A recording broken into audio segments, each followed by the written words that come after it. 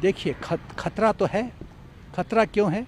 50,000 troops चीन ने deploy किया है, लाइट टैंक्स डिप्लॉय किया है, ICVs डिप्लॉय किया है, गन्स डिप्लॉय किया है, 150 फाइटर जेट उसके उस एरिया में सॉर्टी कर रहे हैं। तो खतरा तो है।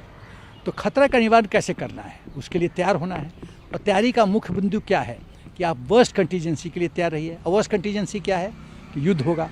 तो युद्ध होगा तो पूरी तरह से युद्ध के लिए हम लोग को तैयार होना पड़ेगा।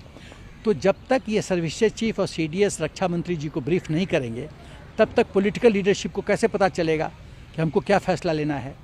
तो ये हिंदुस्तान है, यहाँ प्रजातंत्र है। ये पाकिस्तान नहीं है जहाँ पर पाकिस्तान आर्मी फैसला करती है।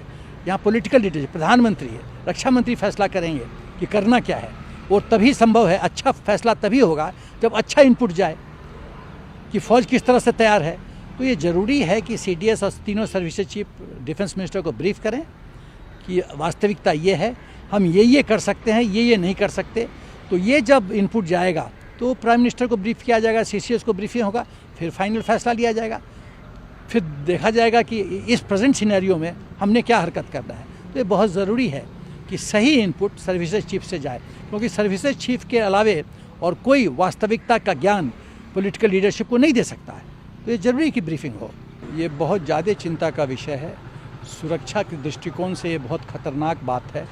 हम जानते हैं कि लश्कर-ए-तौबा पाकिस्तान आर्मी और ISI का फ्रंट ऑर्गेनाइजेशन है जो हिंदुस्तान में आतंक फैलाता है।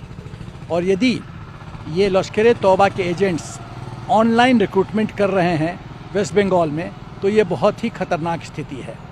देखिए, मेरा विश्वास है कि इस प्रयत्न में कोई ना कोई तो ज़मीनी स्तर पे लोग होंगे जो लश्कर-ए-तौबा को सपोर्ट कर रहे हैं। क्या ये सच नहीं है कि ममता गवर्नमेंट सॉफ्ट एटीट्यूड रखती है कुछ लोगों के प्रति, कुछ धर्म विशेष के प्रति? तो हमको लगता है कि वक्त आ गया है कि जो आतंकियों के सपोर्टर्स हैं, जो सपोर्ट बेस है, उसकी पूरी तरह से ख़त्म करने की ज़रूरत है राष्ट्रहित में।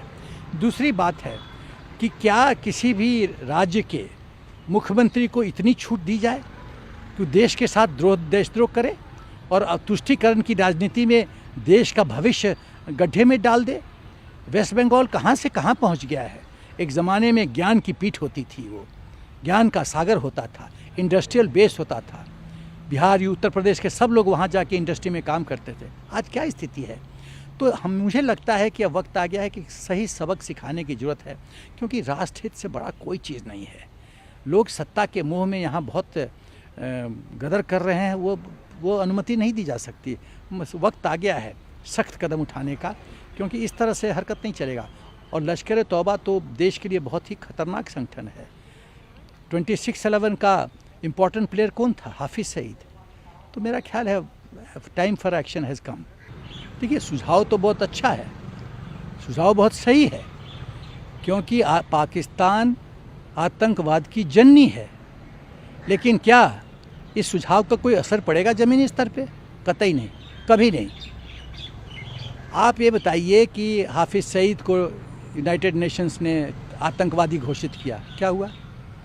पाकिस्तान ने क्या कदम उठाया है? ये खाली जो ड्रामाबाजी करता है पाकिस्तान कि उसको हमने उसका बैंक अकाउंट सीज कर दिया, ये कर दिया, वो कर दिया, फॉरेन ट्रैवल नहीं कर सकता। अरे टेरर फंडिंग तो तुम चुपके करते रहते हो, तो इसका तो कोई मतलब नहीं बनता। हाफिज़ सईद का ट्रायल क्यों नहीं होता है? उसको इतने लोगों को मारने के लिए हैंगिंग सजाए मौत क्यों नहीं दी जाती है? हाफिज़ सईद, सलाउद्दीन और JM चीफ को सजाए मौत दो, तब हम मानेंगे कि पाकिस्तान कुर्बानी करने के लिए तैयार है और बहुत गंभीर है आतंकवाद को टैकल करने के लिए। ऐसा तो होगा नहीं। तो ये सब तो ड्रामा, मतलब ये सब का ज़मीनी स्तर पर कोई प्रभाव नहीं पड़ने वाला है। पाकिस्तान करता रहेगा, आतंकवादियों को सपोर्ट करता रहेगा। और जैसा जनरल मुशर्रफ ने कहा कि ये लोग हमारे नेशनल हीरो हैं, तो अपने नेशनल हीरो को थोड़ी कोई टच करेगा। और उसके जैसे जियाउल हक का स्ट्रेटजी था कि आतंकवादियों का as a instrument of power इस्तेमाल करो हिंदुस्तान के खिलाफ, वही कर रहा है, वही उसकी स्ट्रेटजी है। क्योंकि पाकिस्तान की आर्मी इनकॉम्पिटेंट आर्मी है, कोई काबिलियत नहीं है। पाकिस्तान के जनरल्स अयाशी करते हैं, पैसा बनाते हैं, करप्ट है। अभी जनरल बाजवा का आपने सुना होगा, जो CPC का चेयरमैन है, असीम बाजवा, है ना लिप्त भ्रष्टाचार में। तो फिर ऐसी आर्मी लड़ सकती है क्या? नहीं लड़ सकती। तो नहीं लड़ सकती तो क्या करो? आतंकवादियों को हायर करो, गुंडों को हायर करो हिंदुस्तान को परेशान करने के लिए। अरे फ़ौज अपना काम करना, फ़ौज को अपना काम करना चाहिए कि विपरीत देश से लड़ो, जूझो। वो तो गुंडों को अपना काम कर दे देती है, सबूत कर देती है, अपना ऐश करते हैं पाकिस्तानी चल। ये वास्तविकता है। देखिए, आतंकवाद पूरे विश्व के लिए अभिशाप है, ये सच है। लेकिन चीन इस तरह का प्रोपेगेंडा वॉरफेयर कर रहा है कि पाकिस्तान ने बहुत मेहनत किया है, बलिदान किया है आतंकवाद से लड़ने के लिए, तो मुझे हंसी आती है। मुझे हंसी आती है चीन के वक्तव्य। इतना बड़ा झूठ, वाइट लाई, जिसमें कोई तथ्य नहीं है। ओसामा बिन लादेन कहाँ छुपा था? हाफिज़ सईद कहाँ रहता है? सलाउद्दीन कहाँ रहता है? जेएम चीफ कहाँ रहता है? मुजफ्फराबाद कोटली ट्रेनिंग सेंटर्स कौन चलाता है?